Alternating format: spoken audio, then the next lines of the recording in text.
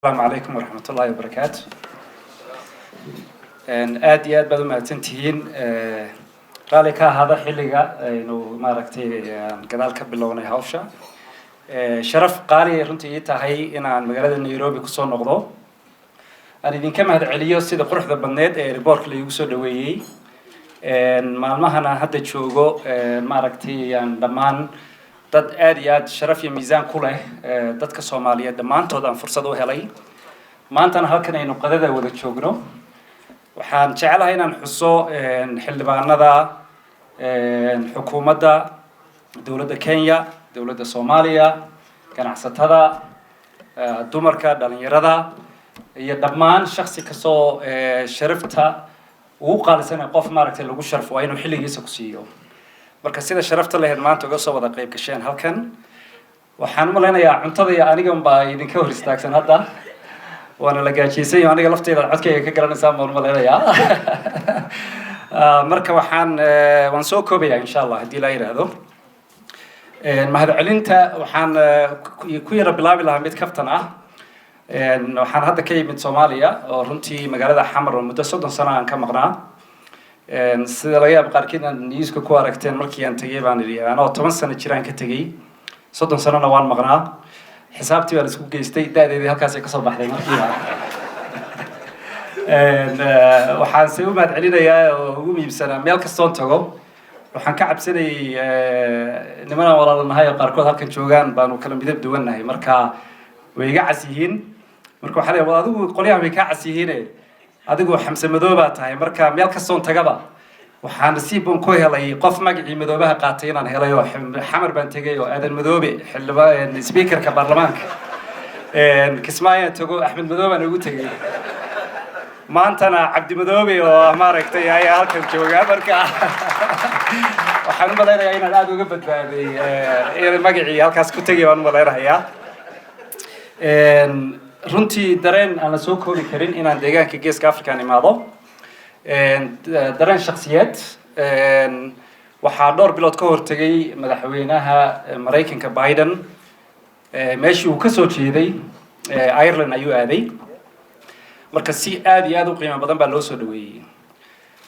waxaa dhacday meel uu marayay in la tusay meel awoogii uu dhisay meel uu awoogii magaciisa ku qoran yahay marka waxay ku tusaysaa shucuurta ay leedahay qof walba maaragtay kula shay muxuu ahaa kula shay ila aslihi waxaan deganahay runtii wadan xuquuqda shakhsiga xuquuqda dadku ay maaragtay miisaan iyo qadarin ay leedahay caqabad la'aan ma aha mar walba challenge ku jiraya nimco walba nusqaanteeda leedahay laakiin meel aan inaad dalkaagii hooyo dadkaagii ku noqoto aan loo arkin inaad tahay qof maaragtay tiisi halkan ka tanaasulay marka aan loo arkinin loo arkay inaad tahay qof bridge ah oo u dhaxeeya meeshii aad ka timid iyo meesha maaragtay hadda aan ku askunnay oo noqotay asaaska horta waa ku faraxsanahay inaan Soomaali ku hadlayo waxaan islahay Ingiriis baad ku khasbanaan doontaayo waagan ka tagnay Soomaali si juuman maqlahay marka waxa la yiri Soomaaligi aad uma fiicnaa laakiin School of Orientalism baa la furan maleynayaa sababta xildhibaanadii mid Soomaali khataran ku hadlin ma arag marka hawl badan bay iga dambeysay intii aan maqnaa tintii inaan Soomaali caawa ma aragtay sababta kolba dadka meesha u badan luqadooda in lagu hadla munaasab ah hadii dadka caawa u badnaan lahaayeen dad aan luqadda Soomaaliga garanaynin waxaynu ku khasbanaan lahayn inaynu luqadda Ingiriiska ee dadku ay badanka isticmaalaan inaynu ku hadalno safarkaygu wuxuu ahaa mid aan runtii aan aaminsanahay inaan maaragtay aad uga faa'iidayo dadkaan u imid aan meeqaam iyo miisaan aan ka qaadan karo ii sahlisatayda shakhsiyeed oo ah in mas'uuliyad naga saaran tahay haddaan nahay dadka Soomaaliyeed dib u dhiska xasilinta nabadeed ee deegaamadaanu ka nimid sidoo kalena anigoon hadda official capacity aan maaragtay maanta halkan aan ku joogin boolisiyada ama discussionada laga yaabo inay carabkay ka soo baxaan ay yihiin qaarkood qaar aan reflect gareynaynin maaragtay official positionska xukuumadda madaxweyne Biden haddana way isleeyihiin mar walba maaragtay waxa xogtaad hesho qaabka ay ku sahliso inaad maaragtay shaqada u wadato adiga ku xiran tahay shakhsi walbana ay ku xiran tahay marka runtii dad waalid ah dad qiimo badan inaan maaragtay maanta halkan hor fadhiyo miisaan culus bay leedahay waxaan jeclaan lahaa inaan dhowr qodob kor istaago si aynu maaragtay u qadayno haddii la yiraahdo qodobka ugu horeeya waxaynu ognahay inuu isbedel xawli ah uu adduunka ka socdo significant maaragtay global change inuu socdo marka isbedeladan socda muxuu yahay doorkeena keenaga aadan haddaan nahay dadka Soomaaliyeed haddaan nahay dadka muslimiinta ah haddaynu nahay dadka qaaradda Afrika waxaynu ognahay in 10 sano soo socota isku raacsan yahay inuu yahay 10 sano ee ugu xasaasisan the deciding decade oo macnaheedu ka dhigan tahay 10 sano isbedelada aynu sameynaa waxay saameynaysaa 50 sano ama 60 sano ee ka dambeeya oo dadka inaga dambeeya jiilasha inaga dambeeya ay hanan doonaan waxaa kamid ah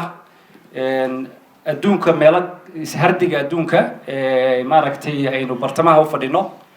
qaaradda Afrikana loo arko inay tahay meelaha maaragtay potentialka ugu badan sidii xildhibaan Faarax iyo maaragtay xildhibaanada kale ay kaga shanqarinayeen marka marna inaynu spectators ka noqono dad uun iska daawada waxa socda adduunka inaynu noqono maaha munaasabna maaha wax la inagu yaqaanana maaha waxay ishardinayaa mabaadi waxay ishardinayaa dhaqan iyo maaragtay qaab nololeed waxaa jira technological advances oo sahlaya in arrimo badan oo xataa in dadku u tahriibaan khasab ku ahaan jirtay u sahlaya in maaragtay aynan baahidaas yeelin jirin waxaa kamid ah meelahan ka nimid waxaa caqabadaha ugu badan ee haysta waxaa la leeyahay dad waxaad arkaysaa markaan hadda state-ka Minnesota joogay shirkadaha ugu badan ee caqabada haysta waxay ahayd shaqooyinkii baa banaan dad shaqooyinkii qaataan u laanahay caqabadaha halkan ka jirana waxaa weeye dadkii baa badan shaqooyinkii fursadihii dhaqaale abuurka iyo shaqadii baa yar marka waxaa jiraya baahi strategic ah oo inakana kabisa baahideena Mareykanka iyo meelaha ay baahida noocaas oo kale ka jirtana ay kabisa marka dadka loo baahan yahay markay labada isku xiraan waa maaragtay dadka anaka iyo aniga deeqay iyo dadka la midka ah maaragtay nidaamyada kala duwan ku jira dadka yimid ee wadanka Aasiya ka yimid qolo ganacsataa maalin ay timid marka waxay dhaheen waxaan rabnaa inaan furno warshad dharka sameeysa oo wadanka Vietnam ah laakiin anagu waxaan nahay Mareykan Minnesota deganahay waxaan rabnaa state-ku inuu contract-ga na siiyo anagu marka aanu business-kii nahay dadkana aan u dirinay qaaraanka iyo maaragtay maxaa la oran jiray xawaaladaha lacagta loogu diri jiray inaanu shaqo ugu abuurno meesha ilaa Vietnam يعني waxay ku tusisaa fikirka dheer ee ku salaysan in dadkaaga meesha joogaan aad wax badan ugu qaban karto marka transformational change ka socda ama isbedelada xawliga ku socda waxaan qabaa inaynu nahay the most strategic location inaynu haysano waa young continent oo dadka maaragtay populationka gobolka qaaradeena ku nool waa dad runtii aad u daayar xukuumadda wasiir Asadi nagala jooga hadda iyo xildhibaanada Soomaaliya waxaan runtii 2 maalmood oo 46 shir aan ku soo galay oo runtii aan ganacsatada madaxda iskula kulanay waxyaabo ugu muhiimsan aan ka wada hadlaynay waxa kamid ahaa muxuu yahay doorka qurba joogta iyo xiriirka u dhaxeeya qurba joogta iyo nidaamka dawliga ama Kenya ha noqoto ama Soomaaliya ha noqoto xildhibaankii Kenya waa wadankii ugu horeeyay waan ku raacsanahay raaligaada kuma raacsani wadankii labaad inuu yahay ku raacsanahay sababtoo ah waxaan ka soo askunay Soomaaliya asaaskana waa Soomaaliya sababtan Soomaaliya safarkayga ugu bilaabayna waa sidaa weeyii marka laakiin haddii ayna dawladda Kenya the generosity of maaragtay dadka Somali Kenyans the Kenyans at large haddaynan ahayn nooma suurta gasheen inaanu halkan qaxooti ku soo marno aan dadaab iyo maaragtay meelaha kala duwan ee qaxootiyada aanu maaragtay fursad lagu process gareeyo inaaban wadan kale resettlement aan ka helno meena suurta gasheen marka haddaynan wadamadaas fursad aanu meel dhaxaan soo marnayna jiri lahayn ma suurta gasheen wadan saddexaad iyo wadan labaad midna inay noo noqoto marka Kenya runtii waa home waa dareen aanu aaminsanahay Kenya inay waliba u tahay geeska Afrika iyo really Africa bay inay u tahay strategic open society waa meel dimuqraadinimadu caqabado badan ay ka jiraan laakiin waa meel dimuqraadinimada iyo dhaqankeedu uu runtii hana qaaday waa meel aan aaminsanahay inay leadership role Africa u qaadan karto waxaan ku faraxsanahay oo xukuumadda hadda madaxweyne Biden talaabooyinkii ugu horeeyay uu qaaday kamid tahay in markii ugu horeysay la sameeyay executive order madaxweynuhu ku sameeyay African Advisory Board Council oo ah in wadatashigu hal meel kaliya ka imanaysa u yeelno wadatashi in dadka qurba joogto ay role ku leedahay hadda councilkaas la sameeyay guddigii baa la magacaabi doonaa maalin dhow waxaa labaad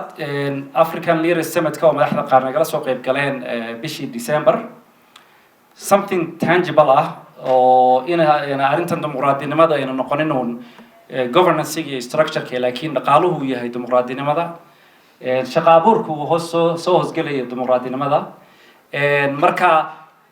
waxaa lagama marmaan noqonaysa marka leadership-ka dowladda Kenya dadka Kenya Soomaalida Kenya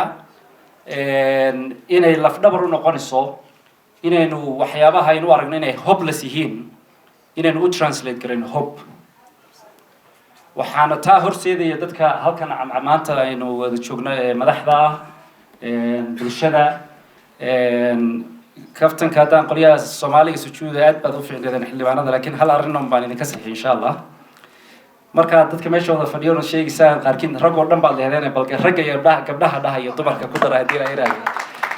marka arrinta genderkuna anaga kaliya lagama socotay waa mid diinta islaamka asaaska u ah weeye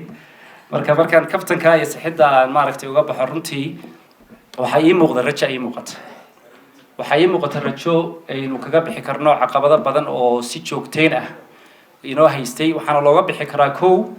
transformational leadership hadda lights-kan aan aragno kuma aynan imanin maaragtay Venus inta la shiday mid kale lagu dhajiyay kuma imanin new transformational idea abuurmay ayuu electricity ku yimid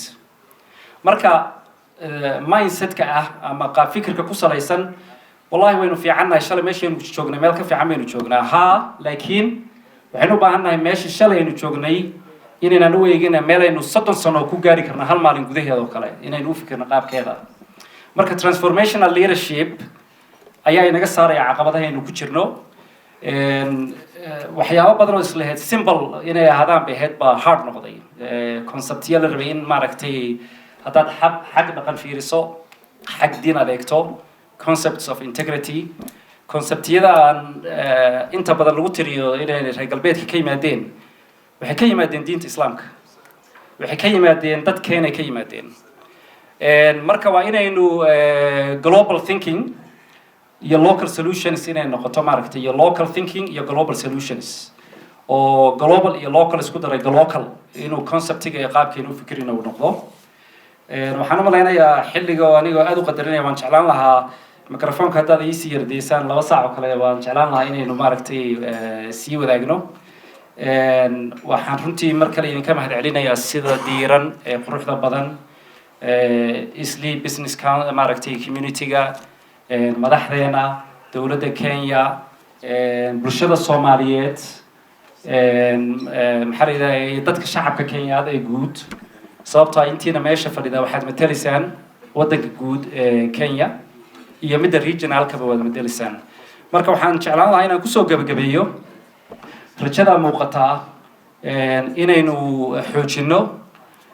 ka bilowno horta marka ugu horeysa inaynu wax shaqeynaya wanaagsan inaynu acknowledge gareyno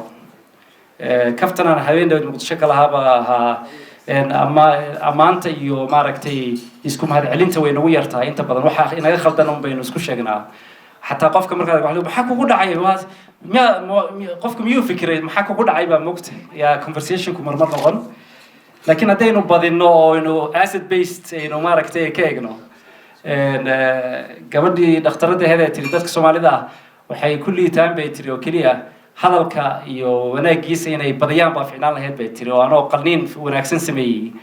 ayay waxay dhahan bay tiri dhakhtarkii markaan dhabeeyay ninkii aabaha gabadha dhalay qalniinka ku guuleysanay dad qalatay intaan arkay adiga hadda ugu roon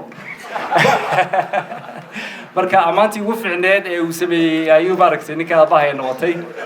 marka waxaan dhihi lahaa inaynu maaragtay inta wanaaggaan aynu isku sheegno inagoo caqabadaha jiran aynu qirino rajada muuqatana runtii waa mid dhab ah waa deciding decade markii la leeyahay waa arrin dhab ah weeye aynu ka wada shaqeyno haddii la yiraahdo waan idinka mahadcelinayaa sida wanaagsan qiimaha lahayd iga martigeliseen aragiinu runtii waa abshirtayda boqolkiiba boqol waan idin mahadcelinayaa waynu qadaynaynaa insha allah. Assalaamu calaykum.